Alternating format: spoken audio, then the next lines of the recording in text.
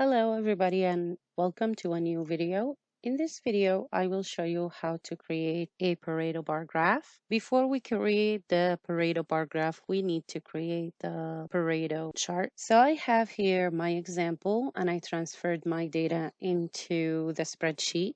To create the Pareto chart, first you need to sort your data from the largest to the smallest. I have my frequencies mixed up here. They're not sorted. To sort them, I'm going to select my data, go to the Data tab, and then go to the Sort and Filter section.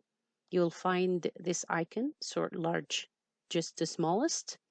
Click on it. A warning message will pop up asking you to expand the selection because there's another set of data, which is the categories. Keep this selected and click Sort.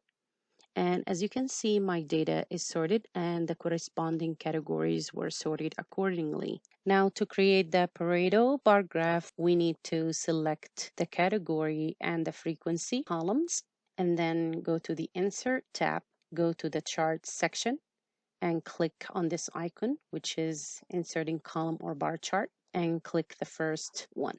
And there you have your Pareto bar graph. I'm going to change the title of this chart to Pareto bar graph for M&M color. To add titles to your axes, you're going to go to this plus sign and then click or select the axis titles and then change those titles here. So this axis is for the frequency and this axis is for the color. I hope this video helped you and I will see you in a different video.